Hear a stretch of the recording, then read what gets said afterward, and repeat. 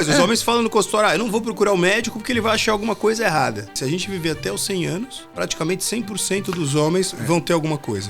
Até os 90, 90%. Até os 80, 80%. É mais ou menos assim. No Rodricast de hoje, conheça o Dr. Oscar Kaufmann, graduado na Unifesp, doutor em urologia pela USP, pós-doutorado em cirurgia robótica na Universidade da Califórnia. Antigamente, eu digo anos 80, 70 para baixo, que os exames de imagem eram muito precários. A gente chamava que o rim, tumor de rim, era a tríade maldita. Era o cara que tinha sangramento pela urina, o cara que tinha uma dor lombar importante e o cara que já tinha uma massa palpável na barriga. Eu brinco, falo pra vocês. Tem nome e sobrenome, tumor. É igual cachorro. Você tem o chihuahua, você tem um Doberman. Pô, os dois são cachorro, mas não é a mesma coisa. A mordida é diferente. São dois bichos completamente diferentes.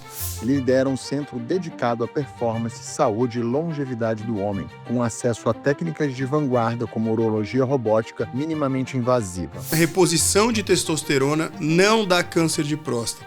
Obviamente que feita com limites normais e dentro dos valores fisiológicos que a testosterona necessita ficar. E quando a gente come muito açúcar, primeiro que o corpo fica muito inflamado. Sim. Segundo, que a gente acaba acumulando gordura abdominal. Quando você acumula gordura abdominal, a testosterona é transformada em estrógeno, hormônio feminino. Se você quer entender como prevenir, monitorar e operar questões que afetam o corpo masculino, desde hormônios, cirurgia íntima até diagnóstico precoce, este episódio vai abrir os bastidores.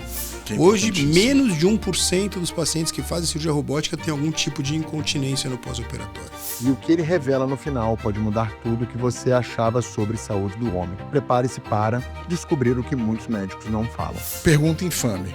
O tamanho, ele importa mais para o homem ou para a mulher? Por que o homem gasta mais com whey protein do que cuidando da própria saúde? Essa é uma boa pergunta. Você sabe que os homens eles têm ainda esse preconceito de se cuidar. É muito raro o homem se cuidar. A gente escuta muito no consultório, como você escutando isso em casa. Igual meu pai falava, se eu levar o carro no mecânico, ele vai achar alguma coisa quebrada. Meu avô falava isso, da saúde. Isso, e aí é a mesma coisa. Os homens falam no consultório, eu não vou procurar o médico porque ele vai achar alguma coisa errada. Então assim, nem sempre a gente vai achar alguma coisa errada. E aquela história, quanto mais cedo a gente começar a procurar, quanto mais cedo a gente começar a fazer a prevenção, não só a prevenção urológica, prevenção cardiovascular, prevenção neurológica, prevenção de qualquer coisa, de manter a musculatura para que você tenha uma velhice mais saudável. Quer dizer, quanto mais cedo a gente começar, é melhor, né? Então, assim, o homem tem essa coisa de ser meio durão, de ser meio turrão, de não, eu tô bem, eu tô forte, eu não preciso de nada disso. Muito pelo contrário, né? O homem em geral, o homem, a mulher, todos nós seres humanos, estamos suscetíveis às doenças temporais, as doenças genéticas. Eu falo que o homem é mais suscetível, porque eu tenho uma piada que eu digo que o Deus deu o parto à mulher para ela entender como é o homem gripado. Isso, mas é isso mesmo. O homem gripado vai morrer, eu brinco, eu faço os meus procedimentos. O urologista, mesmo quem não sabe, a gente acaba operando muita mulher de pedra no rim, sim, de infecção de urina, sim, de todo o trato, de incontinência urinária, tumor de bexiga, tumor de rim, etc. E aí, às vezes, meus pacientes vão falar, quando que eu vou de alta? Eu falo, olha, se você fosse mulher, você ia hoje mesmo. Mas você não vai. Como você homem, você deve ficar mais 2 dias aqui internado. Ficar 3 meses aqui pra gente. É mais ou menos isso. E quando a gente vê... Existe um movimento wellness hoje, né? Muito forte, as pessoas cuidando da saúde, mas eu vejo as pessoas cuidando muito da parte estética, principalmente o homem, cuidando muito só da parte estética visual, tá bom, mas não fazendo exame. Então eu tenho vários amigos, o cara vai lá, ele toma testosterona, eu falo, mas qual médico tá te acompanhando? Ele, como assim um médico me acompanhando? Eu falo, você tá maluco, cara? Eu já fui esse maluco lá atrás. Não, né? Mas assim... Faz parte, muita gente fez isso já. E cara, você acha que a saúde do homem hoje, você pegar aí do tempo que você atua, vem melhorando? O homem tá ficando mais preocupado ou ele continua turrão? Eu acho que isso é muito geracional, né? Quando a gente pega uma geração aí abaixo dos 40, abaixo dos 30, eles estão vindo numa proporção um pouco maior, por exemplo, do que de uma geração 65, 70 a mais. Sim. Que essa geração dos nossos pais para frente, dos nossos avós. Que só vai no PS. Que só vai a hora que quebra alguma coisa, a hora que estraga alguma coisa, e aí corre atrás de um prejuízo que é mais difícil da gente controlar, né? Sim. Então, assim, eu acho que quanto mais jovem tá melhorando isso daí, mas ainda tá longe do ideal. Por exemplo, a gente pega as mulheres. praticamente 100% das mulheres que a gente conhece vão pelo menos 1 ou 2 vezes por ano no ginecologista. O homem não vai, né? Pega 10 amigos teus. Não, Desses não 10, vai. quantos vão pelo menos 1 vez por ano no urologista? Ou quantos já foram nos últimos 5 anos? Os que vão não contam, porque a gente fica zoando. É isso. Não, mas se contasse, você não ia ter 5 dos 10 Não ia- amigos que, não, e não tem que mesmo. fazem um controle. E hoje, não só urologia, mas várias especialidades, poxa, você precisa ver parte cardiológica, colesterol, função Sim, cardíaca, sim. pulmonar. Você precisa ver PSA, você precisa ver testosterona. Quer dizer, é um combo de situações, poxa, que não... O urologista poderia ser análogo ao ginecologista mulher, ou seja, ser o médico que vai cuidar da saúde integral do homem. Mas isso acaba acontecendo. Porque, por exemplo, Isso, eu tenho. é isso que eu ia Isso perguntar. acaba acontecendo. Porque, por exemplo, eu tenho muitos pacientes. O cara não vai no cardiologista para ver o colesterol. Não. O cara não quer saber se ele tem algum problema de tireoide, se ele tem problema de diabetes. O cara, às vezes, vem super obeso, super grande no consultório e nunca foi ver um médico, nem sabe se ele tem pressão alta. Quer dizer, então o que acaba acontecendo no consultório de urologia? A gente faz um check-up. Então, o que acontece? O paciente vem no consultório, doutor, eu nunca fui no médico, eu quero fazer o check-up com você. Então, a gente faz toda a parte de exame de sangue, toda a parte cardiorrespiratória, os exames de ultrassom que tem que ser feitos. Eventualmente, a gente solicita tomografia disso ou daquilo. E, mais importante, o pessoal negligencia muito, tanto até mais que urologia. O pessoal não faz endoscopia e colonoscopia. É isso eu faço. Depois o meu dos- médico lá manda Depois todo dos ano. 45, 50... Colonoscopia não, mas endoscopia todo ano. mas a colonoscopia é super importante. Faz a cada 2, eu acho. Se você fizer a primeira e tiver tudo bem, você pode fazer a cada 5 anos. Mas assim, precisa fazer a primeira. Você precisa ter um basal seu importante ali. Sim. Quer dizer, É então, desconfortável, mas é a necessário. colonoscopia em si é tranquilo porque você vai A fazer preparação. com sedação, anestesia. Mas a preparação é um pouquinho chata. Mas assim, cara, Da vida. é menos chato do que o Do que que você vem ter um se problema. você não fizer, entendeu? É. Bem menos chato. E assim, quando a gente fala do tema, acho que principal do homem, que é a próstata, né? A quantidade de homens que vão ter câncer de próstata ou questões na próstata ao longo da vida é muito alta, né?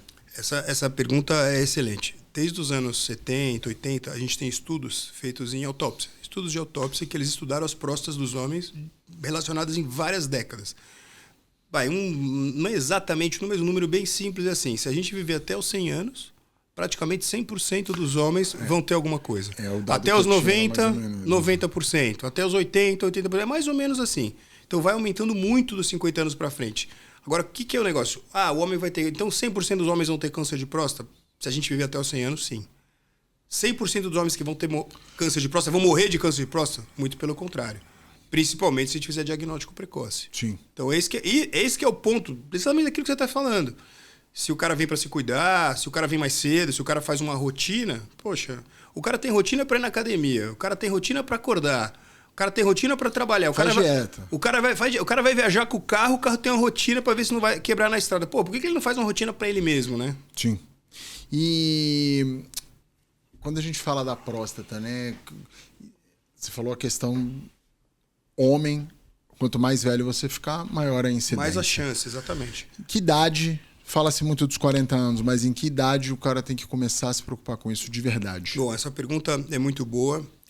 A gente fala mais ou menos o seguinte: a incidência hoje de câncer de próstata, apesar de ser alta, ela é muito negligenciada. Hoje a incidência de câncer de próstata é praticamente a mesma de câncer de mama. E olha quantas campanhas a gente tem de câncer de mama, quanta conscientização a gente tem de câncer de mama, e como que a mulherada... Pô, eu tenho certeza que é aquilo que a gente falou, de 10 mulheres você perguntar, 9 ou 10 vão ter feito ou já fizeram a sua mamografia. Recorrente. Então a incidência hoje é mais ou menos 1 a cada 6 ou 8 homens vai ter câncer de próstata. É uma incidência razoável. Altíssimo. Perto de 15%. Então o que acontece? 12 a 15%. O que acontece? Se você tem uma história de câncer de próstata na família, principalmente parentes de primeiro grau, pai, primo, irmãos, essa incidência dobra. Então vai virar um homem para cada 3 ou 4 anos. Opa! É uma incidência absurdamente alta. E o que não teve a incidência diminui pela metade ou não? Que não teve, a cada 6 a 8 homens Fica vai ter de 6 a 8. Ou seja, ainda é alto. Ainda é alta. Então o que Ainda é acontece? A gente gosta de... A gente preconiza que, assim, se você tem uma história importante de família de câncer de próstata, a partir dos 45, toque PSA. Se não, você pode começar um pouquinho mais tarde, 50, mas assim, eu não vejo... Eu sempre falo pro pessoal no consultório, já começa com 45, a gente vai ver colesterol, testosterona, porque vão ter outras coisas além do câncer de próstata que a gente também pode ir ajudando e melhorando na vida dessas pessoas. Né? Hoje a tecnologia avançou muito, né? Com relação tanto à parte cirúrgica, a gente estava comentando aqui antes de iniciar a entrevista, que não se abre mais o paciente, né? Hoje em dia... Pô, Muito difícil. Eu vou dar alguns exemplos, por exemplo, em relação a uma doença. Um caso que a gente viu no consultório hoje. Hoje veio um moço de uns 45, 46 anos no consultório com uma lesão no rim, um tumorzinho de rim. Poxa, como é que ele fez o diagnóstico disso? Ele foi operar uma apendicite, fizeram uma tomografia para apendicite, a tomografia viu o tumor de rim. Então, o que acontecia com o tumor de rim antigamente? Antigamente, eu digo anos 80, 70 para baixo, que os exames de imagem eram muito precários. A gente chamava que o rim, tumor de rim, era a tríade maldita. Era o cara que tinha sangramento pela urina, o cara que tinha uma dor lombar importante e o cara que já tinha uma massa palpável na barriga. Você palpava o tumor já do rim na barriga. Já enorme. Era a tríade maldita, porque a hora que você tinha isso daí, não tinha mais volta. Hoje em dia, 95 a 97% dos diagnósticos de tumor de rim são feitos com exames que você teve uma dor abdominal, teve uma diarreia, teve uma apendicite, você faz um exame de imagem e acaba identificando, que a gente chama de os achados incidentais, né? Por que acontece isso? Por conta de prevenção, e por conta da melhora absurda que a gente teve nos exames de imagem ultimamente. Sim. Com isso... melhorou muito. Isso melhorou. Não, isso melhorou demais. Então, o que acontece? Com isso, a gente consegue pegar as lesões de uma forma cada vez mais precoce e a gente consegue que a cirurgia seja cada vez menos invasiva. Então, é isso que... É sobre isso quando a gente fala de o paciente fazer um acompanhamento, um check-up, uma revisão. É sobre isso que a gente está falando. A gente tentar melhorar o diagnóstico, tentar fazer o diagnóstico precoce de qualquer coisa da forma mais precoce, mais anterior a qualquer agravo possível, para que a gente possa fazer um tratamento minimamente invasivo. Quando a gente fala de próstata, qual a incidência do que é benigno e é maligno?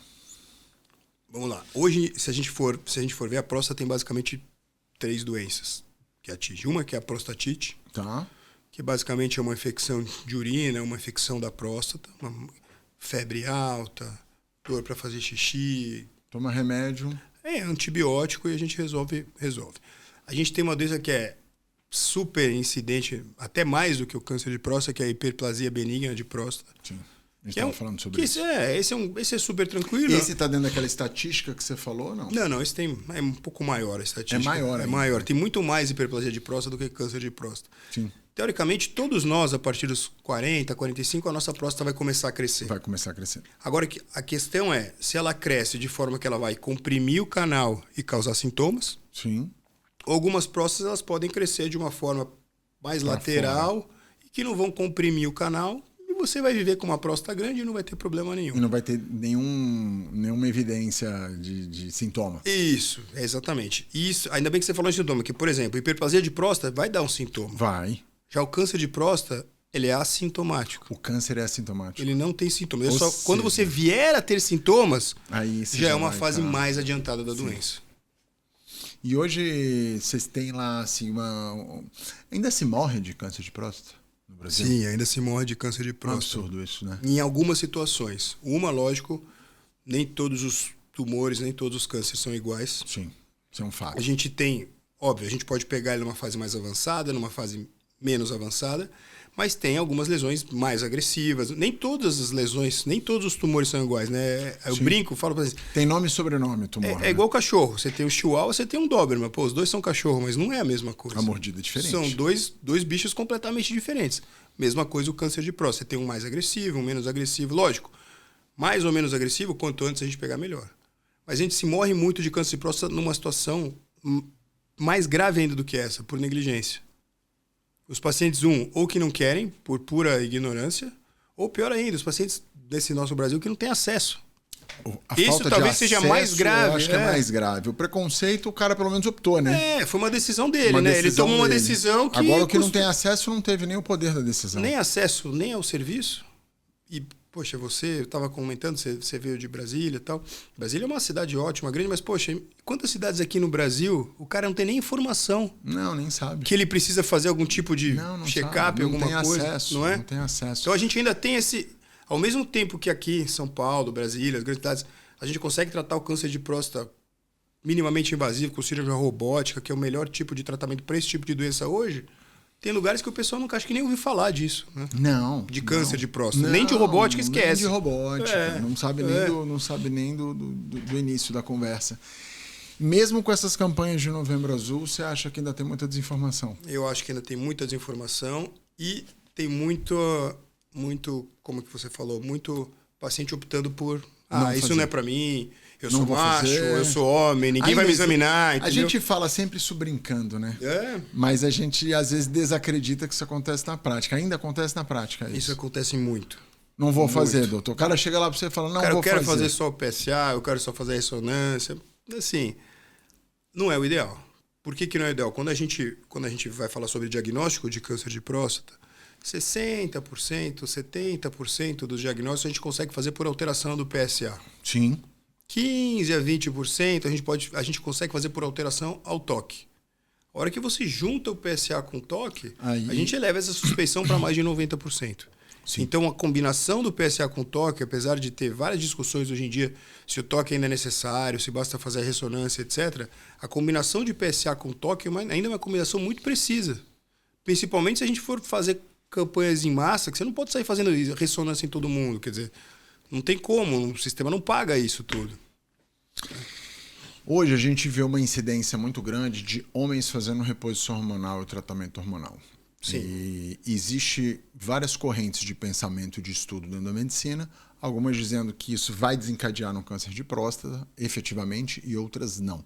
Você trouxe para mim um dado de que a longevidade já traz o câncer. Sim. O uso efetivo de hormônios, não estamos falando uso abusivo e indiscriminado. Vamos conversar. Né? Sim. Então vamos lá. Não é o cara quem me receitou, foi o meu treinador da academia. Não é sobre isso. Foi o meu técnico. Vamos dividir isso. Eu vou te responder em algumas partes pra gente. Legal, porque esse tema é importante. Não, esse tema é super importante. Bom, primeira coisa que eu vou falar que é muito importante. Eu vou até. Testosterona, reposição de testosterona não dá câncer de próstata. Não dá. Obviamente que feita com limites normais e dentro dos valores fisiológicos que a testosterona necessita ficar. Esse é o primeiro ponto. Uma reposição clássica, fisiológica, que você respeite os valores normais até 800, 850, 900, são valores ok. O que você não pode é achar que um senhor de 60 anos pode ter uma testosterona de 3.000 e que ele não vai ter nenhum problema. Vai ficar o terror do bairro, né? Ele nem vai ter câncer de próstata porque ele vai morrer do coração antes. Vai morrer do coração. Vai morrer do coração antes. Mas se ele não morresse do coração, o que acontece? A testosterona em si, ela não dá câncer de próstata. O que pode acontecer é o seguinte, alguns pacientes... O alimento do câncer de próstata é a testosterona. É a comidinha. Tanto que assim, se você tiver câncer de próstata não tratado e você entrar com testosterona... o PSA vai subir. Sim. E a doença vai piorar. Você não tem câncer de próstata e você tem uma testosterona abaixo dos valores normais, isso é um dado muito importante, um hipogonadismo, né, uma testosterona abaixo dos valores normais, sim, quando aparece um câncer de próstata em pacientes com testosterona abaixo dos valores normais, a grande maioria dos casos ele é mais agressivo do que um câncer de próstata com um cara que tem a testosterona dentro dos valores normais. Então, por quê? Como a testosterona é o alimento da lesão, se a gente tem um câncer que cresce na ausência de testosterona, ele é muito mais indiferenciado e muito mais agressivo. Então, esse é o dado importante. Então, não causa câncer de próstata, desde que seja feita de maneira certa, correta, com valores habituais e nada que extrapole os limites fisiológicos da testosterona. Isso é bem importante, porque a gente está vendo um uso indiscriminado de substâncias. Ninguém tá puro, doutor. E eu acho que muito mais do que o uso indiscriminado de substâncias, tem uma coisa que me preocupa muito. Uma coisa é você vai lá, não vou falar nome comercial aqui, mas você vai lá, compra uma testosterona na farmácia, prescrita pelo seu médico, que tem Anvisa, que tem fiscalização na fábrica, que aquilo que está dentro daquele potinho, você sabe que aquilo lá é exatamente a testosterona, exato, que aquilo tem segurança e que tem alguém vendo se estão te dando aquilo que você está querendo. Sim. Outra coisa, que nem você falou, são as testosteronas que são vendidas à parte aí no mercado negro, ou por laboratórios ou importadas. A gente ouviu falar, a gente fala até brincadeira, mas remédio para cavalo, que o pessoal vendia antigamente. Sim, sim. Então, assim, isso daí tem dois problemas. Você está injetando dentro do seu corpo uma coisa que você não sabe o que é. Não tem controle. E dois, não tem controle de segurança nenhum. E dois, você não sabe para que valor vai parar isso daí, para que nível sua reposição está sendo feita. Quer dizer, isso é perigoso. É bem perigoso. Não só para o câncer de próstata, mas para todas as doenças metabólicas. Infarto, AVC...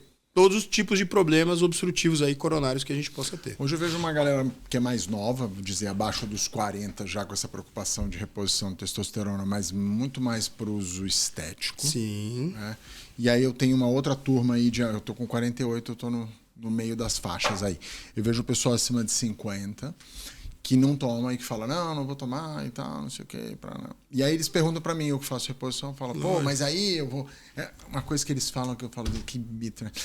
Eu vou ficar muito tarado, minha mulher não vai me aguentar. Eu falei, tua mulher já não te aguenta agora, né? Então não vai mudar nada, você já tá chato. Mas eu, quando comecei a fazer a reposição de testosterona, eu me sentia muito cansado. Sim. Não era uma questão não era uma questão sexual. Não. Era uma questão de cansado. Não. Eu acordava cansado. Você tocou num ponto... Sabe quanto estava a minha testa? Quanto que 200. Não, estava abaixo de 300, quer dizer, não tinha como você estar bem. Exato. Eu comia muito açúcar. Então, isso é um problema. Eu já vou te explicar por quê. Quando a gente come muito açúcar, primeiro que o corpo fica muito inflamado. Sim. Segundo, que a gente acaba acumulando gordura abdominal. Quando você acumula gordura abdominal, ou a gordura em geral, mas principalmente aquela gordura abdominal, a testosterona é transformada em estrógeno, hormônio feminino. Exato. Então, por exemplo, o paciente vem no consultório, lógico, você vai ser sempre delicado, vai conversar com ele, mas se ele tiver bastante acima do peso, não adianta eu dar 50 ampolas de testosterona para ele, porque a testosterona vai embora. Sim. Então, primeira coisa... E vai converter, né? Primeira coisa é ele emagrecer, ele tentar perder o máximo de gordura abdominal, começar a fazer uma dieta, começar a fazer exercício. A hora que as coisas começarem a entrar no eixo, ele perder peso, a gente pode começar a reposição de testosterona. Porque muitas vezes, só dessa pequena mudança da vida desse paciente, essa testosterona já sobe e volta ao normal. Você acha que a gente vai chegar num coeficiente que hoje eu vejo a maioria das mulheres que podem fazem reposição hormonal porque a menopausa ela é mais violenta para a mulher do que a andropausa para o homem? Acho que a andropausa ela é mais... A queda é mais lenta, né? Não é uma coisa tão... Tem duas coisas aí. Eu vou só terminar uma coisa. Quando a gente repõe a testosterona no homem, sim, e eu vou falar dessa queda da andropausa. Então, por exemplo, a mulher, praticamente todas as mulheres vão ter a sua menopausa. Todas. Todas. 100%. Praticamente 100%. Algumas, vou dar algumas com 40, umas com 45, umas com 50. Tem a menopausa precoce, tem a menopausa mais tardia. Mas, teoricamente, a grande maioria das mulheres vão entrar na menopausa algum dia. Sim. Por quê? Porque elas têm um número limitado de óvulos desde que elas nascem. Sim. E quando esses óvulos vão terminando, elas vão ter essa menopausa delas. Elas não vão mais ovular, não vão mais menstruar, etc. e tal. Então, o que acontece? O homem, teoricamente, a grande maioria de nós vai ter. Só que, por exemplo, a partir dos 40 anos, a testosterona vai diminuindo muito pouco. É devagar, né? É devagar, ano a ano. Tem gente que vai ser mais rápido, mas não é na mesma proporção que a mulher. Então, por exemplo, se pegar uma população de 40 anos, vai ter uma população mínima que precisa repor.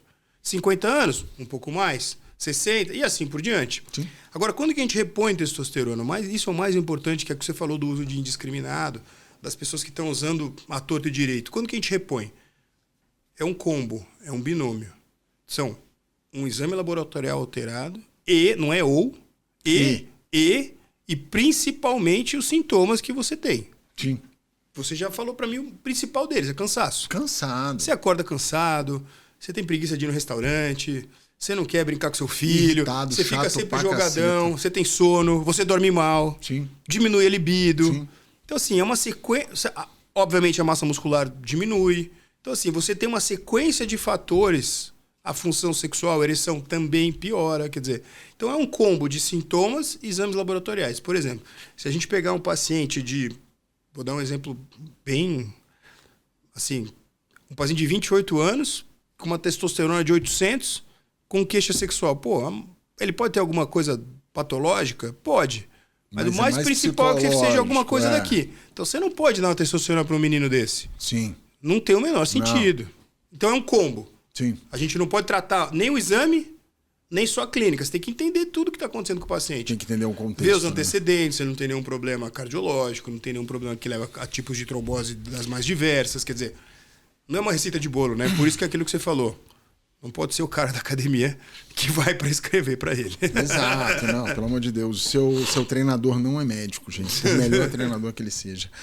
E aí você acha que no futuro a gente vai ter isso como uma coisa mais normalizada na medicina e no cuidado da saúde do homem? Como um protocolo mais normalizado? Boa, essa pergunta é excelente. Porque o que acontece? Hoje em dia, a gente brinca, é até importante que a gente viu aqui, porque assim, basicamente 2 especialidades antigamente já vem fazendo reposição testosterona há muito tempo, que são os endocrinologistas e os urologistas. Hoje a gente tem clínicos que fazem, tem cardiologistas, tem nutrólogos. Poxa, graças a Deus, porque a gente tem quanto mais gente puder ajudar, melhor. A questão é, todo mundo precisaria seguir os critérios normais e basais de segurança. Sim. Baseado naquilo que a gente falou. Manter dentro dos valores fisiológicos, recuperar os sintomas do paciente. Até porque tem diversos jeitos da gente repor testosterona hoje em dia. E não existe o melhor jeito, que a gente falou. Não existe o melhor... Existe o melhor jeito para cada paciente. Eu brinco, você pode gostar mais de Guaraná, eu posso gostar mais de Coca-Cola, você pode gostar de pizza de mozzarella, eu posso gostar de pizza de calabresa. Quer dizer, eu já fiz 3 é o vias. gosto pessoal, não só o gosto, mas como a reposição que você vai... Como ele vai responder ao tipo de reposição que você fizer. Eu já fiz dérmico. Você fez gelzinho. Gelzinho. Ótimo. Implante. Implante você fez? Ótimo. E injeção intramuscular. A que eu mais gosto é injeção. É lógico. É lógico. Que é mais forte. É lógico. Você tem mais um jeito da gente fazer reposição. Qual que é? Por exemplo, quando a gente faz reposição de testosterona, você falou 3, tá perfeito. Que é a injetável, a transdérmica e um implante de testosterona. Sim. O implante é bom também. O implante eu é bom. achei o implante Nem legal. todo mundo se dá bem com o implante. Tem umas discussões importantes das sociedades médicas que ainda o implante não está 100% ok. É, porque aí tem a Anvisa deixa, depois ela tira. Depois... isso até não vou entrar nesse detalhe, porque assim, as sociedades já conseguiram que saísse, depois voltou, já tá. E essa tem uma briga, discussão. E essa briga tá rolando, eu acho até importante, porque o fato dessa briga tá rolando vai melhorar a qualidade dos implantes. Exatamente. Vai melhorar a fiscalização. Exato. A gente está rezando, torcendo para que saia logo a Anvisa desses implantes, para que isso possa ser mais uma forma que a gente oficialmente ainda não tem 100% disso. Mas eu acho que é questão de tempo, logo mais isso já vai estar normalizado e legalizado.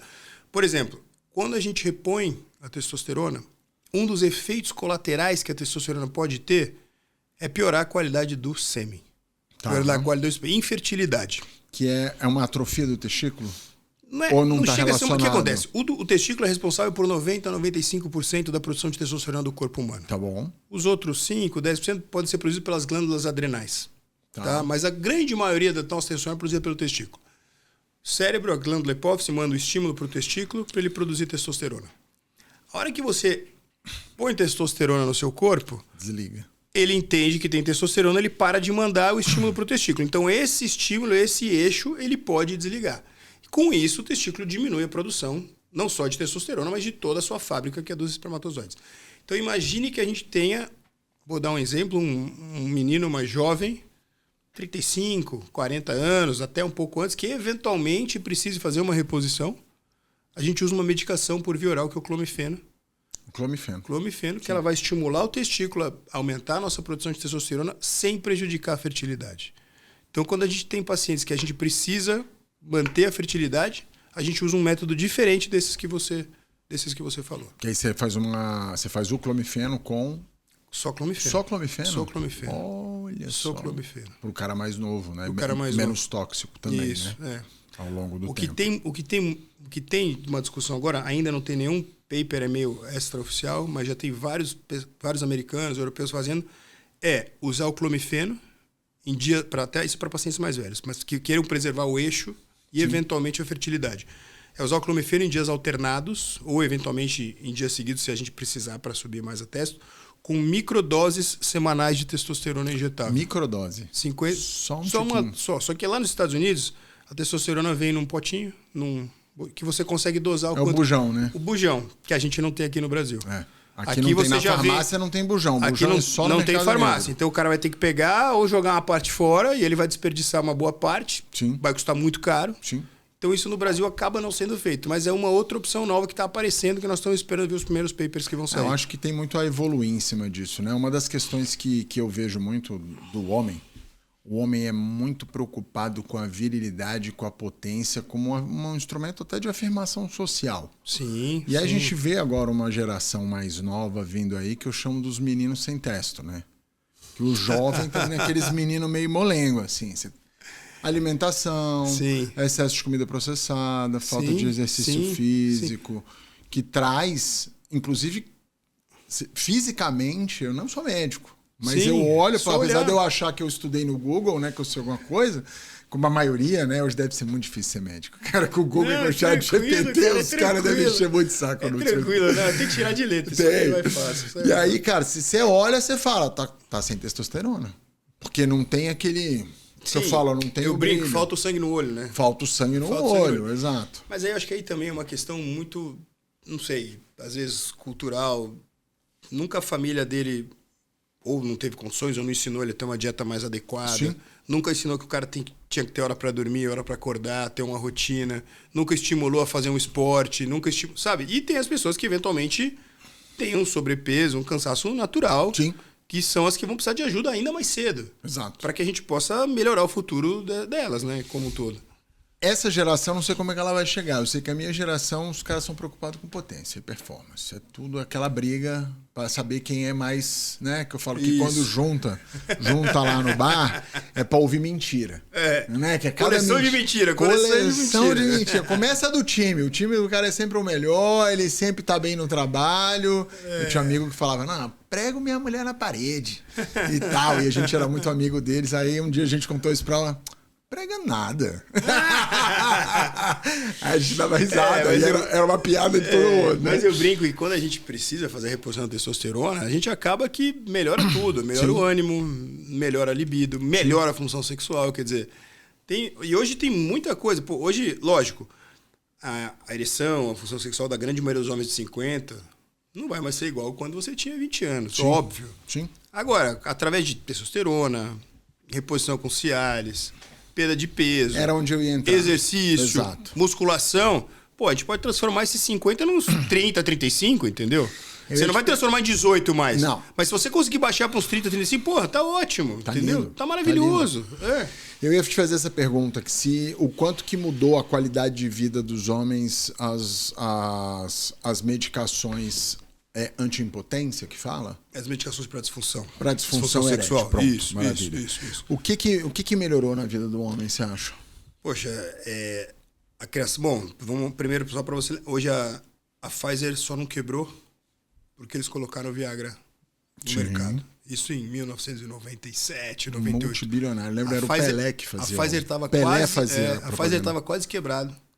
Eles colocaram as estatinas... O Viagra no mercado, depois eles começaram com as estatinas, o colesterol. Então, foram os dois remédios que salvaram eles e que eles deram um super tiro em cheio. Foi maravilhoso.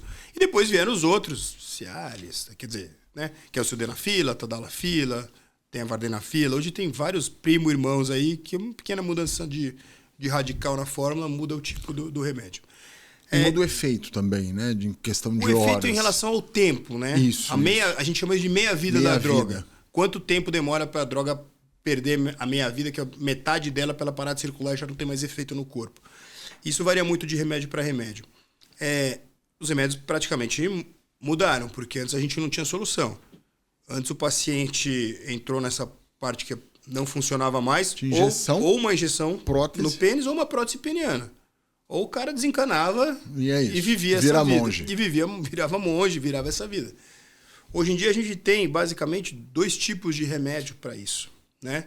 A gente tem os remédios sob demanda, que são esses clássicos que você falou, que são doses maiores, que você toma mais ou menos 1 hora antes da relação sexual, de preferência com o estômago vazio, sem ter bebido, sem ter comido, para melhorar a absorção desses medicamentos. Tá? Olha essa dica aí, isso é importante. Ou se não, você pode fazer o uso, lógico, desde que tenha uma orientação para isso, dos medicamentos, por exemplo, a Tadalafila, de 5 mg, com uma dose baixinha, que a gente pode usar todos os dias. Qual seria a vantagem? Ela seria mais fisiológica. Você está tomando todos os dias, ou à noite, ou de manhã, e eventualmente, a hora que você for precisar usar, você já está pronto. Você não precisa lembrar de deixar o remedinho no bolso, na carteira, no carro e tomar 1 hora antes de você ter a relação. Já deixa ali no pack de... Já deixa ali nas suas vitaminas, na sua creatina, na suplementação. No seu whey, funciona como mais um suplemento. Existem outros benefícios além? Era isso que eu ia te comentar, exatamente. Tem uma discussão enorme com relação a isso. Então vamos lá. O que esses medicamentos fazem? Né? Eles agem no metabolismo do óxido nítrico. Então o que acontece? Eles são uns relaxantes da musculatura de pequenos vasos, principalmente pequenas artérias. Então, o que acontece? Imagina que você tem um vaso, ele relaxa, vai passar mais sangue dentro. Sim. Então, a hora que a gente toma esses remédios, como que o pênis tem ereção? Que o corpo cavernoso, a gente tem 2 hastes dentro do pênis, que são os 2 corpos cavernosos, que eles te enchem de sangue na hora da ereção. Então, uma vez que a gente faz com que esses vasos fiquem mais relaxados e passe mais sangue lá dentro, obviamente vai encher mais de sangue e a tua ereção vai ser mais satisfatória. Sim. Mais rígida e melhor, e vai durar mais tempo, e vai se sustentar por mais tempo. Só que, lógico, eles são bastante específicos para a região peniana, são.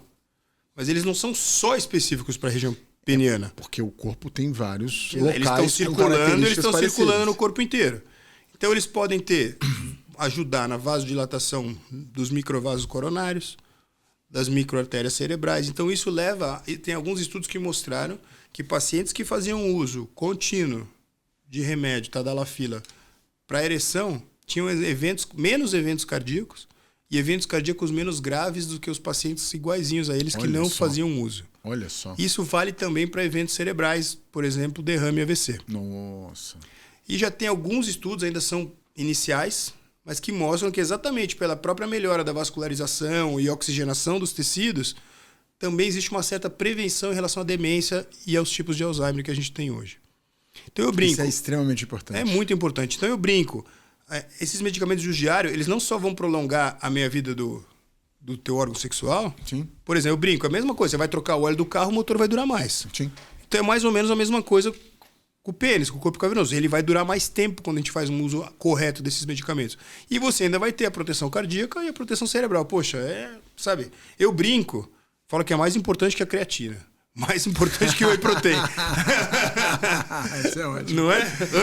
Quando a gente vê uma população muito jovem usando essas drogas como um ato recreativo, só que isso gera, a gente estava falando recentemente, agora a gente falou sobre isso gera às vezes um efeito psicológico no jovem, né?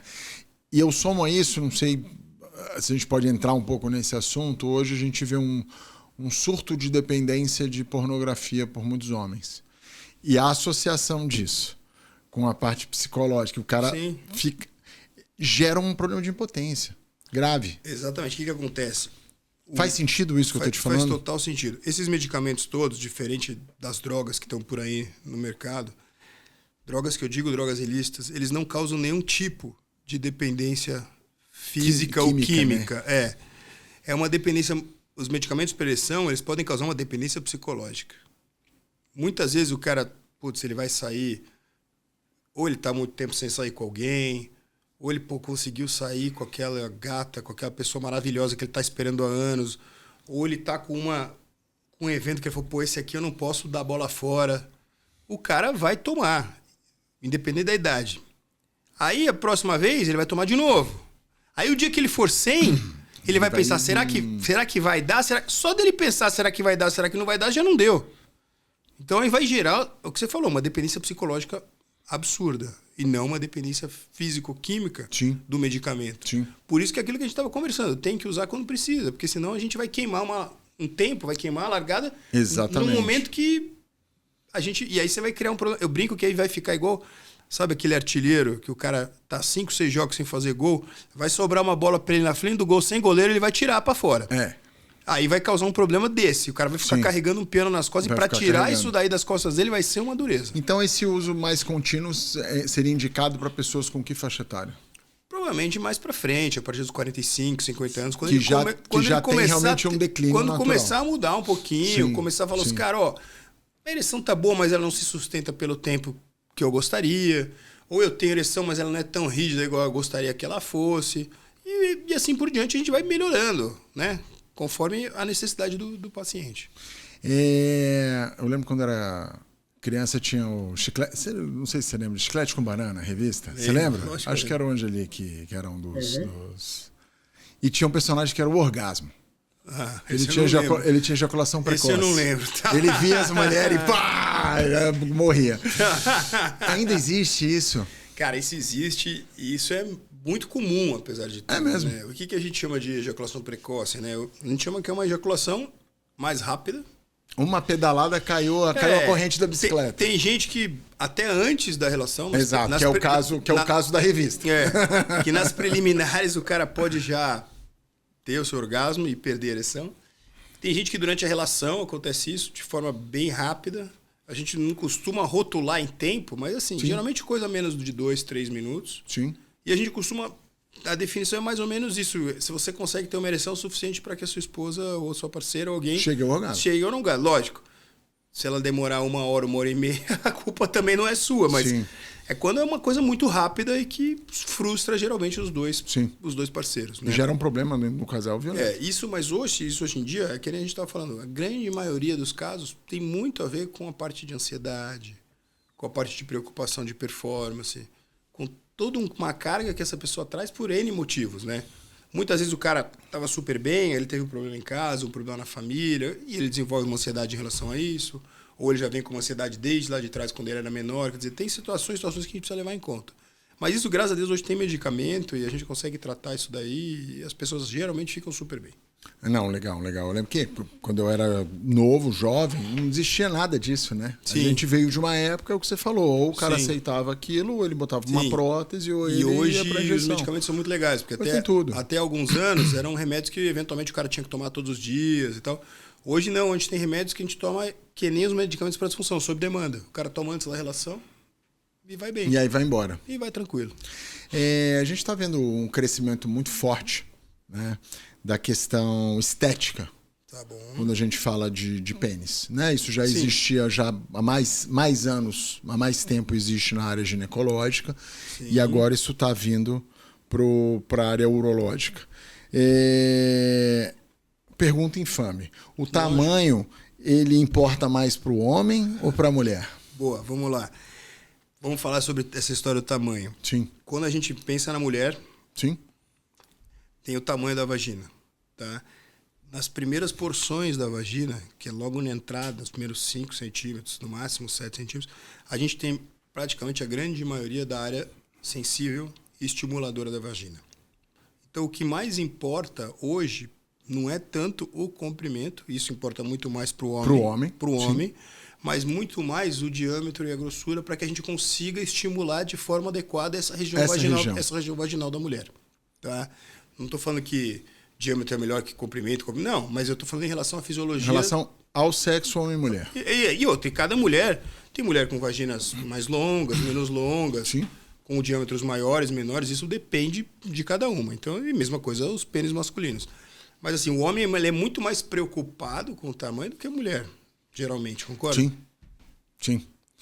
E o que hoje tem no mercado com relação a essa questão de estética peniana, que a gente está vendo uma avalanche de informação sobre isso? Para que serve? Quem deve fazer? Essa pergunta é muito boa. Provavelmente quando você fala de estética peniana, tem algumas coisas a mais que eu vou te contar, mas eu vou falar do primeiro do que está mais em voga na moda, que é o preenchimento. Preenchimento íntimo. Preenchimento peniano, geralmente a gente faz com ácido hialurônico. Tá? Eu, pessoalmente, tenho várias pessoas que divulgam que inventaram técnicas por aí. Isso é um pouco... Há controvérsias, né? Uma pessoa inventou uma técnica que ela fez, que ela criou, que não tem nenhum artigo, que não tem segmento, que não tem nenhum estudo. Isso não é técnica, né? Isso é invencionismo médico. A gente faz na clínica um procedimento que a gente chama de urofil. Tá. O que é urofil? Urofil é um preenchimento peniano com ácido hialurônico. Um ácido hialurônico especificamente criado para o pênis. Não é o mesmo do rosto, hein, Não galera? tem nada a ver com o ácido que põe no rosto, que a mulherada põe no bumbum, na perna, pescoço, mão. É um ácido específico para o pênis, tá? Ele tem o peso molecular certo para o pênis, ele tem um crosslink adequado para o pênis, ele tem a consistência adequada para o pênis, porque tem vários aspectos técnicos para o ácido do pênis diferente do ácido do rosto. Sim. Porque, por exemplo, o ácido do pênis ele vai sofrer transformações com ereção, não ereção, frio, calor, relação sexual. Quer dizer, então, assim, não é qualquer ácido que a gente pode usar lá embaixo. Então, o que é urofil? Urofil é um combo. É um ácido específico para o pênis, tá? É uma técnica específica de colocação desse ácido e é um urologista treinado para essa técnica. Então, quando você escutar urofil, é uma técnica que existe há mais de 15 anos nos Estados Unidos. Olha, tem 15 anos. 15 anos. Foi criada por um americano que chama Paul Perito. ele registrou a técnica no FDA, ele registrou o ácido no FDA, quer dizer, ele tem patente dessas coisas, já tem anos de segmento, papers publicados. Então, quando a gente fala em urofil, você já sabe que tem um ácido próprio, um urologista treinado para isso e um cara que vai fazer uma técnica que existe há mais de 15 anos. Bem diferente dessas histórias. Eu sou o inventor da técnica tal. Poxa, isso em medicina não existe, né? É complicado. Isso é complexo. Né? É que no Brasil conta-se cada história. Então a gente brinca que assim, o preenchimento peniano ele é muito bom, ele é muito legal, ele tem ótimos resultados, desde que feito por pessoas treinadas para isso de forma adequada para isso. E que use principalmente o material adequado para isso e a técnica adequada para isso. E no preenchimento peniano, o que a gente acaba fazendo? A gente faz injeções de ácido hialurônico no pênis, de forma que a gente possa melhorar. A pessoa fala aumentar o diâmetro, mas eu acho isso um pouco pejorativo. O cara fala, mas meu pênis não é fino. Não, ele é feito para a gente melhorar a anatomia do pênis, de forma que o pênis fique melhor, mais uniforme. Às vezes a gente tem um pênis, poxa, ele pode ser um pouquinho mais para cá, um pouquinho mais para lá. Ele pode ter um lugar que ele tem uma pequena lombadinha, um pequeno afundamento para um lado. Tudo isso a gente consegue corrigir com o urofil de forma que ele fique mais harmônico e mais simétrico. E a gente costuma fazer a técnica de forma que a gente faça melhorar a anatomia do pênis para que também a parceiro, quem for, tenha os seus benefícios disso daí. Qual é o tempo de duração? Porque o ácido hialurônico tem um tempo, né?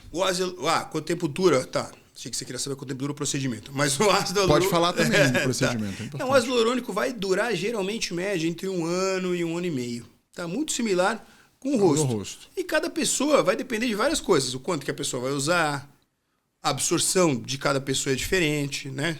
E basicamente é isso que acontece. O procedimento é muito tranquilo, a gente faz no consultório, com anestesia local, não precisa ter anestesia nem nada. O paciente faz o procedimento, termina e vai para casa. Não tem segredo nenhum. Demora mais ou menos uma meia hora, 40 minutos o procedimento no consultório. E hoje, além houve uma evolução muito grande na parte robótica, né? Que a gente estava falando aqui, da cirurgia, que não precisa mais abrir. Agora a gente está vendo com essa questão estética, esse estudo melhor de hormônios. Quando a gente fala de longevidade, o que você está vendo que vem aí para homens e mulheres também com relação a isso? Quando a gente fala, vou falar um pouquinho de próstata, tá? Quando a gente fala de próstata, apesar de eu ser um cirurgião robótico, eu fiz os primeiros 2 casos do Brasil de uma técnica que a gente chama de nanoknife, tá? É uma aplicação, é um tratamento que a gente faz para doença localizada de câncer de próstata, em que a gente não tira a próstata. Olha. Então, quando a gente tem uma doença localizada... Isso é recente agora. Isso é recente. O primeiro caso já faz 2 anos, mas a gente está fazendo vários e acompanhando. É um estudo que a gente tem sobre isso. Mas lá fora já é super feito, já tem estudo da Sociedade Europeia. Hoje a gente pode tratar o câncer de próstata de 3 maneiras.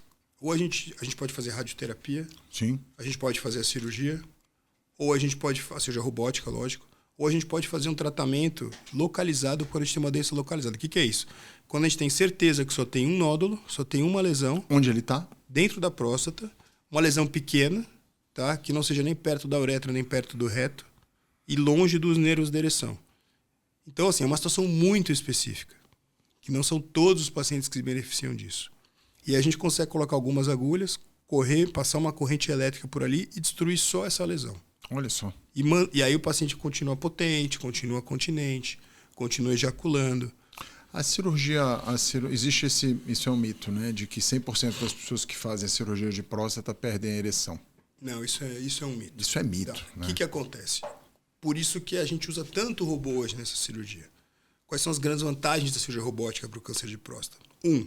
A gente tem uma visualização Full HD, 3D, com um baita aumento. Guiado, né? Que eu consigo visualizar estruturas que a olho nu é impossível a gente ver. 2, quando a gente fala em robô, o que acontece? Quando a gente coloca as pinças do robô, a pontinha das pinças, que é o que mexe lá dentro, ele ele imita o movimento das minhas mãos. Que a gente fala isso que são 6 graus de liberdade, os 6 degrees of freedom. Ele é praticamente igual à sua mão operando lá dentro. Tá. E com isso, o que acontece? A gente consegue ter uma cirurgia que a gente chama oncologicamente perfeita, em que a gente consegue retirar tudo que a gente tem que tirar sem deixar nada. Toda a próstata, a cápsula prostática que vem junto, as vesículas seminais, quando preciso tirar os linfonodos de uma forma mais adequada, porque a gente tem uma identificação das estruturas muito melhor do que a gente tinha antigamente.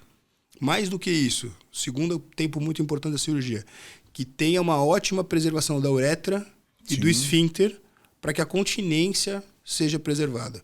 Hoje, menos de 1% dos pacientes que fazem cirurgia robótica tem algum tipo de incontinência no pós-operatório. E além disso, a parte mais importante, a gente tem a próstata, mais ou menos em cima da próstata passam os 2 feixes neurovasculares que são responsáveis pela ereção. Quando a gente faz cirurgia robótica, a gente consegue dissecar esses feixes de cima da próstata de forma que a gente preserve os feixes para que a gente tenha um melhor resultado de ereção. Quais são os critérios para que a gente tenha uma boa ereção no pós-operatório? Primeiro critério é idade abaixo de 55 anos, o resultado em relação à ereção vai ser melhor. Tá? O segundo critério, que a gente consiga preservar de forma adequada os 2 feixes da ereção. E o terceiro critério, óbvio, é como que estava a ereção desse paciente antes da cirurgia. Antes, né? Se já estava ruim. Se já estava mais ou menos, não é a cirurgia que vai fazer. Com ela não vai resolver, né? Exatamente, é isso que a gente faz. E, cara, eu entrevisto muita gente de muitos segmentos, né? E uma das coisas que eu admiro muito nos profissionais é quando a pessoa já faz aquilo há muitos anos e tem muito brilho no olho. E você é um cara que traz feliz isso, né? Você traz uma energia que eu falo que é a energia de criação, de transformação. Isso é muito forte, muito latente em você. Seus pacientes também percebem isso também. E muita gente pelo vídeo pode perceber isso também. Você se sente um cara plenamente realizado? Em que sentido? Da medicina? Medicina e vida. Da vida. Cara, vamos começar pela vida, que é vida. Mais fácil. Depois mais a gente fala da medicina. Bora. Eu achei que ia ser o contrário. Não. Você vai ver por quê. Cara, na vida, graças a Deus, eu sou... Cara, eu me sinto completo, lógico. A gente sempre acha que tem mais coisa para fazer. Claro. Que tem mais tentar...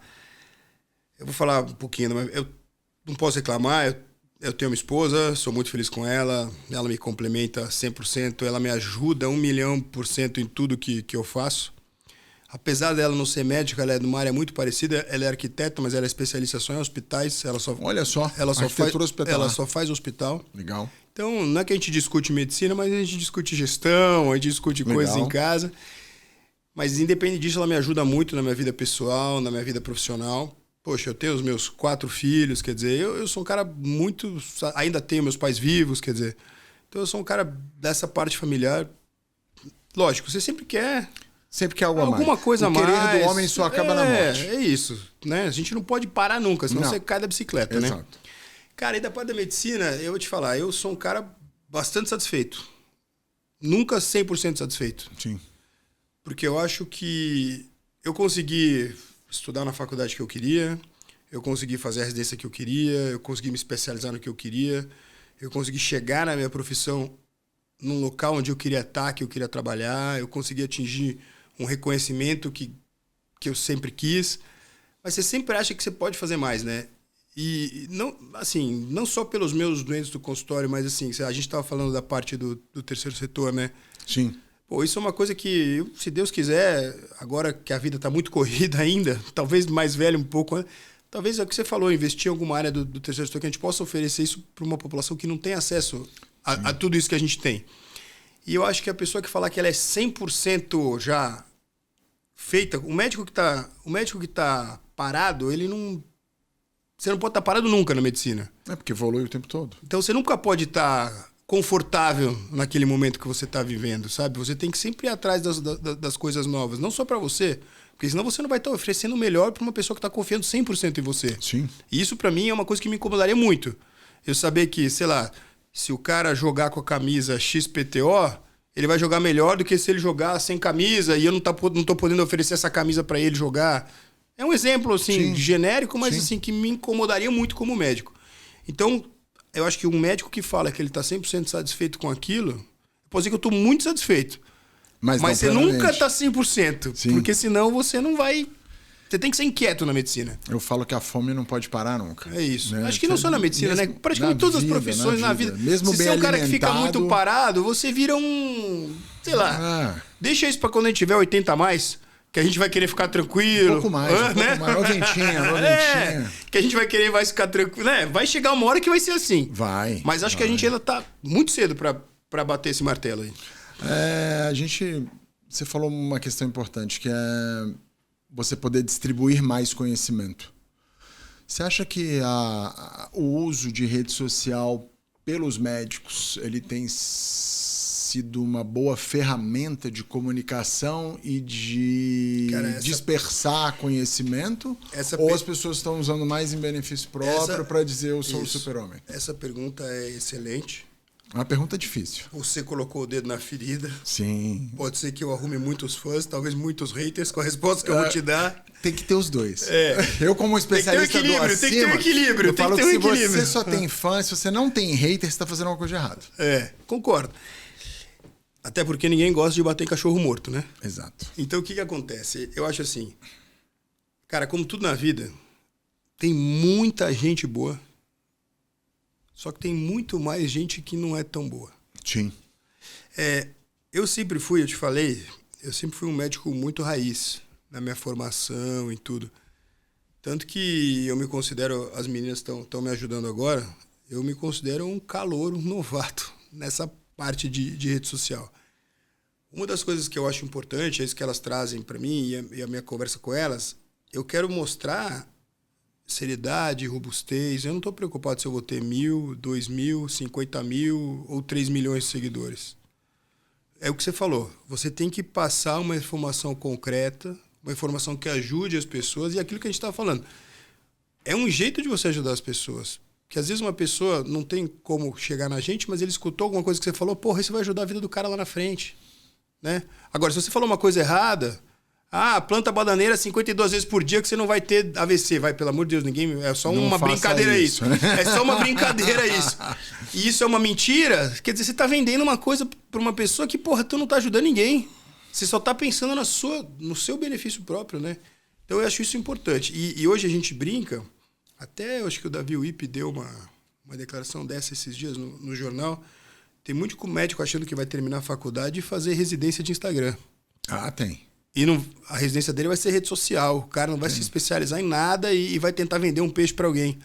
Poxa, isso é um crime, né? E aí a gente entra numa coisa ainda mais profunda do que você me falou.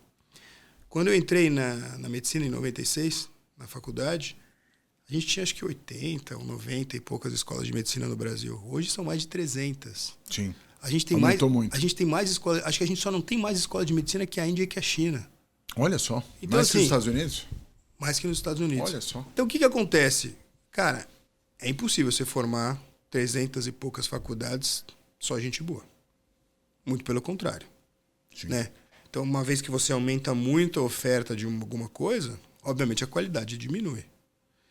Então, assim, tem muita gente que não consegue entrar na residência, ou não quer se especializar, e aí acha que, né, põe uma roupinha. O pessoal brinca que fala assim, se você for no médico, né, com o cinto todo aparente, com a calça no meio da canela, sapato sem meia, cuidado. Desconfia. Cuidado. Não, mas não é verdade?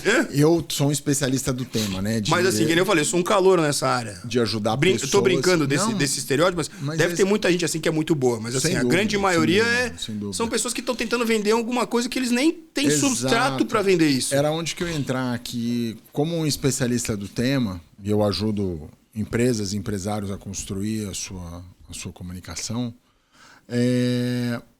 eu digo que a gente está vivendo um movimento da autoridade roubada. Então, pessoas muito boas não se comunicam. Isso gera um vazio. Concordo. Pessoas vão preencher o vazio. Não existe vazio. Na hora que ele surge, ele é preenchido. Olha, aí você tocou num ponto claro. As meninas e a Paula, minha esposa, falam, porra, Oscar, você é um puta cara bem formado, você é um baita produto, não sei o quê, pô, você tá perdendo espaço para um monte de gente que não... Não diria que você perde espaço. Não digo perder espaço, mas você tá perdendo a chance porque você tá num ponto profissional que você não perde o espaço. Não. Eu acho que você talvez ganharia... Outras pessoas... Eu fiz essa provocação uma vez para uma médica. Uhum. Ela falou assim, mas eu sou oncologista. Eu falei, você trabalha em qual hospital? Ela falou, eu trabalho no Sírio-Libanês.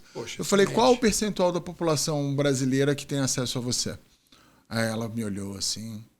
Eu falei, se você falasse de oncologia na rede social todo dia, o cara que mora a 3.000 quilômetros daqui, que nunca vai ter acesso a você... Um dia ele vai te escutar. Ele vai te escutar e talvez aquilo que você fale naquele vídeo do YouTube que você fez... Mude a vida de uma pessoa. Muda a vida de uma pessoa. Aí ela ficou assim, te odeio. Você me convenceu agora. Você sabe e ela foi, tem... ainda demorou um pouco. Ela não é minha cliente, ela tinha sido minha cliente no passado. E hoje eu vejo ela fazendo um baita trabalho de comunicação na rede social. Mas você sabe que isso é muito legal, o jeito que você cutucou ela, porque tem um ditado judaico, né? Eu sou judeu, e tem um ditado judaico que fala assim, para você salvar o mundo, você precisa salvar uma pessoa. Já fez sua Então, parte. se aquilo que você fez, pegar alguém, pode ser a 10 metros de você, ou que nem você falou, a 3.000 quilômetros. Porra, se aquilo pegar em alguém e salvar a vida dessa pessoa, acabou. Você fez a sua parte, né? Sim. Por isso que aquilo que você falou, a informação tem que ser concreta. Ela tem que ser né? concreta. A informação tem que ser concreta. E tem que ser divulgada, né, cara? E eu falo muito, né? As dúvidas das pessoas, elas em geral são dúvidas muito simples. Isso volta muito para uma coisa que a gente conversou agora, da parte estética. Sim.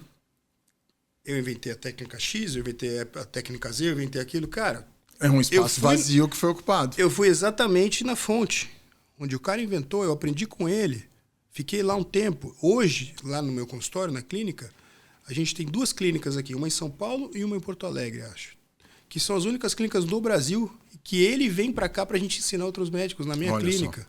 Então, assim, hoje a gente é um difusor também de conhecimento. Sim. Então, é aquilo que a gente falou. E por que eu fui fazer? Primeiro que eu queria ver se o negócio funcionava ou não. Depois que eu vi, falei, pô, isso é muito legal, isso é um divisor de águas enorme, um procedimento que você faz no pênis masculino, poxa, estético, é um divisor de águas absurdo. Você muda a vida da pessoa. Muda a vida da pessoa, exatamente. É muito mais sobre orgulho pessoal do que, qualquer coisa. Exato. E aí, a hora que eu vi isso, eu falei, pô, eu sou urologista, título especialista, doutorado, pós-doutorado fora, etc. Trabalho num grande hospital em São Paulo. Cara, se eu não fizer isso daqui, desculpa a brincadeira, vai ter um doutor bumbum fazendo. Vai. No fundo do quintal da casa dele. Vai, porque o espaço tá vazio. E vai matar gente. E vai matar gente. Assim como eu já peguei no consultório inúmeras complicações de pessoas que não são nem médicos estão fazendo isso por aí. Poxa, é complexo. Hã? É complexo. E aí eu falo que existe uma corresponsabilidade. Por isso que eu insisto tanto que os profissionais bons de alta performance se manifestem e falem. Você tem total razão. E eu demorei anos para ser convencido disso. Pô, mas eu demorei anos para ser convencido disso. A gente é da mesma geração. Sim. E eu entendo muito o porquê a nossa geração tem essa dificuldade. Porque a gente veio de uma escola em que o sucesso era construído de uma outra maneira. Uma coisa mais clássica. Uma coisa mais clássica. Olha, você faz isso. E não precisa ser nem tanto direita, nem tanto esquerda. Pode ser um equilíbrio. Exato. Um equilíbrio das duas coisas, né? E aí veio um novo panorama, e esse panorama foi muito impulsionado pós-pandemia, porque houve ali abriu-se uma janela de comunicação para todo mundo, e muita gente foi à frente para falar, né? Então a rede social era usada com outros fins, e ela realmente virou um espaço de divulgação de ideias. Sim, era muito mais social, né? Hoje não tem nada de Agora rede social. Business. É business. Né? E é um grande business. Sim. E eu entendo a nossa geração não ter essa dificuldade. Mas eu fico muito feliz quando os profissionais de ponta, os caras top de linha. Tem um que eu adoro citar, que é um jurista, chamado Ives Gandra. Sim, ele tem 90 anos, né? Ele é um velhinho já, né? Ele é um cara fenomenal. Ele faz conteúdo todo dia. E São Paulino. Ah, ele é São Paulino? E ele faz conteúdo todo dia. E aí, às vezes, vem um advogado e fala, não vou ficar porque é minha profissão, tal. Eu falei, ô Pastel, vai ver o Ives Gandra. Mas é o que você falou o seguinte. Aí o cara da Aires dá uma risada, eles falam, pô, você... A gente foi criado numa época, a nossa geração... É outra. E principalmente, talvez, os nossos mestres... A gente não é nativo digital. A galera mais velha que fala assim, pô, esse cara que tá fazendo digital não sabe nada, sabe picareta, não sei o quê, aquilo. Houve esse preconceito muito forte. A gente foi criado com esse preconceito. Então, a gente, queira ou não queira, pô, intrinsecamente, você tem um pouquinho disso. Tem. Você tem que quebrar essa barreira, concorda? Só que as pessoas... Eu demorei anos pra isso. Tô começando, pô. E as pessoas... E uma coisa que é legal, que eu falo é o seguinte, a autoridade se constrói na vida real. Ela não se constrói no digital. A autoridade do digital, ela tem que minimamente replicar a sua autoridade da vida real. Nem acima, nem abaixo. Tem que ser exatamente Né? a mesma coisa. Você tem que ser você. Exato. E aí, nesse vazio que houve, muita gente replicou uma autoridade digital falsa. Não, eu brinco Porque que, assim, houve o espaço. várias para isso. pessoas são um personagem, São. quando eles estão sentados aqui, São. a câmera, o microfone, o celular, o cara é um personagem. Sabe nada. A hora que você vê o cara, Não. ele não tem nada a ver com aquele personagem. Não. Tudo bem, se o cara cria um personagem, não tá errado, mas se o cara cria um personagem, por exemplo, pra fazer diversão, tudo bem. Entretenimento, né? Mas pra mexer com a saúde das pessoas, não pode. Medicina não é Você concorda entretenimento, comigo? porra, é grave. O cara quer fazer uma piada, quer ser um comediante, pô, legal, eu acho até legal, eu até vejo vários gosto, vídeos. adoro. Às vezes minha mulher fala assim, porra, o que você tá rindo que nem um doido? Falei, pô, você já viu o Instagram desse maluco aqui? É muito divertido. Mas não é a medicina, né? Medicina não pode ser assim, cara. Não pode, tem que ser mais sério. E acontece. Muito. Eu não vou dizer a porcentagem, mas é enorme. Enorme. Eu acompanho bem. Cara, toda vez que eu converso com profissionais que têm alta performance, eu sou muito interessado nessa parte biológica da vida, né? Boa, o biohacking. Vamos falar o biohacking. Me fala das suas rotinas, cara. O que você faz pra se manter? Porque assim, casado, 4 filhos, estuda, opera, atende. E como que você cuida então, pra você ficar com essa energia lá no alto? Vamos lá, esse brilho? isso é importantíssimo. É o que você falou, alta performance. Cara, quando você fala em alta performance, você tem que ter algumas regras na sua vida. Tem. Só tem alta performance quem tem regra. O maior, eu brinco, eu sou fã de esporte e assim, eu vivo, depois já vou te contar, mas eu vivo o esporte dentro de mim todos os dias quase praticamente. Legal. Mas assim, pra mim o maior exemplo, tenho 2 caras que são os maiores exemplos de alta performance, que são de 2 esportes que eu amo. Um é o Cristiano Ronaldo, é indescritível. Hoje eu li o técnico dele era o técnico do Flamengo, né? Esqueci o nome dele. Bom, Jesus? o Jorge Jesus, português. Hoje ele deu uma declaração na internet dizendo que é um absurdo que com 40 e poucos anos ele dá um tiro de 25 km por hora. É uma máquina. Agora, um outro pra mim que é dentro do esporte foi um fenômeno e que foi considerado, pelo menos por mim e por várias vezes, o cara que teve maior dominância num esporte na vida foi o Kelly Slater. Sim. Kelly Slater hoje tem 50 anos. Ele não participa de todas as etapas. Mas, pô, o cara foi campeão mundial 10 anos. O cara tá disputando o campeonato primeira divisão de surf desde os, 20 até os 50 que ele tem hoje. Ele não participa de todas as etapas. Mas, cara, de várias etapas eles chamam ele. E ele vai pra bateria e bota pra cima de cara de 20, 30 anos e ganha dos caras. Ganha. Entendeu? Sendo que o surf que ele fazia com 20 anos é Mudou. Totalmente diferente do surf que ele faz hoje. O surf antes era tubo, batido. Hoje os caras dão aéreo, não sei o que, lá. Mudou o esporte. Mudou e o cara tipo continua. Tudo bem, ele não é o primeiro, não é o segundo. Mas, cara, ele é que nem você falou, ele tá lá disputando com a galera. Então, assim, um cara desse não chega lá se ele beber todo dia. Se ele fumar todo dia. Se ele não dormir direito. Pô, não tem jeito. Não. Não tem jeito, cara. Não tem jeito. Aquela coisa que o pessoal falava antigamente, né? Os gregos, mens sane, corpore sane, quer dizer, mente sã, corpo sã. Cara, é muito importante. Eu brinco, você não precisa ser um Arnold Schwarzenegger da vida, não precisa ser um bodybuilder, não precisa ser um Cristiano Ronaldo, cara. Sim. Você não precisa ser, mas, pô, eu brinco assim, a vida, cara, ela tem que ser feita de equilíbrio. Você também não pode nem tanto céu, nem tanto a terra, né? Nem pra um lado, nem pro outro. Pô, você tomar um vinho no final de semana, não vai te dar problema. Você comer um churrasco no final de semana, você não pode comer pizza, churrasco, hambúrguer todo dia. Vai dar ruim. Isso não pode. Então eu brinco, quando a gente fala de biohacking, cara, é o clássico. É tentar dormir 7, 8 horas. Dormir 8 horas, melhor coisa. Mas dormir. Não é deitar na cama. Ficar lá zapeando. Zapeando é deitar e dormir. Porra, tentar comer razoavelmente bem. Lógico, não é fácil para todo mundo, mas tentar se manter dentro de um peso adequado para que você consiga ter a energia necessária para que você faça qualquer coisa da sua vida. Peso muda tudo. Em alta performance. E assim, e a mesma coisa do preenchimento íntimo. Cara, não tem que ter preconceito. Toma remédio. Hoje tem remédio para isso. Lógico, não é só tomar remédio. Fazer exercício, eu tento fazer exercício. Toda semana eu tento treinar pelo menos... O que você pratica de exercício físico? Eu faço pelo menos 2 a 3 vezes por semana jiu-jitsu. Jiu-jitsu. E de final de semana eu surfo. Que maravilha. Consegue surfar todo final de semana, quase? Cara, eu tenho um condomínio no interior que a gente surfa. E eu vou te dizer que eu inventei que eu ia aprender a surfar depois dos 40. Mas eu comecei depois de velho, tá? Eu também. Faz 2 anos e pouco. Não, eu também. Eu sou bem prego no surf. Eu não consigo assim, nem ficar em pé direito. Eu sou bem prego, mas assim, cara, Qual o tamanho da prancha que você tá usando? Eu tô usando uma 6'4". Eu comprei uma 5'9", é pequena não, pra mim. 5'9" não, cara. Eu vou te passar, pra eu ficar em pé, foda. Fazer um merchan eu mandei aqui. fazer. Eu vou fazer um merchan aqui. Tem um cara que é o Phil Heisman. Sabe quem é? Sei. Filho do Bernardo, tal. Esse cara é fantástico. Ele faz umas pranchas grandes, são maravilhosas. Liga pra ele e encomenda um. Vou te passar o contato. Passa o nome dele. Vou te passar o contato. Ele entrega na sua casa. Ele é ótimo. Eu mandei fazer a prancha lá pra mim. Eu tenho uns amigos que são surfistas desde criança. Mas e tal. 5'9" pra gente que tá mais velho é pequenininho demais. Pequeno. É pra cara da nossa idade que já surfa desde os 20. Exato. Aí eu, cara... Precisa ver mais importante, a litragem. Não, a minha litragem é alta. Tem que ser uma litragem alta. A minha é alta, porque já foi feita pra mim e tal. E, só que aí eu tenho aquela história, né? Que eu falo que aqui em São Paulo, eu gosto de surfar às vezes lá no Paraná, em Caiobá. Já ouviu falar de Caiobá? Eu ia pra lá na infância. Meu pai é de Curitiba. Eu passei minha infância em Caiobá. Maravilha. Passei a infância lá. A onda Caiobá. a onda quebra. Praia Brava. A maior direita Praia do Brava. mundo, né? É. A onda quebra pertinho. Aqui em São Paulo, a onda quebra lá longe. Tem que remar. Tem que ter, Tirando a Praia da Baleia, o resto... Tem que ter pulmão. Aí o pessoal fala, como é que é surfar pra você? Eu falo, cara, é 1 hora pra passar do break.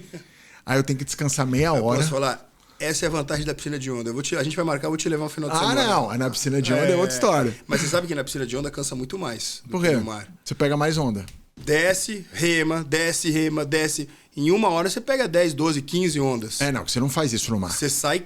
com 1 hora, 1h30 de piscina, você precisa sair e descansar. No mar eu ia lá, tá? No mar você vai, sofre pra passar, mas aí respira, relaxa. aí pega uma onda, aí volta, mais meia hora pra pegar outra, né? Exato. É outra...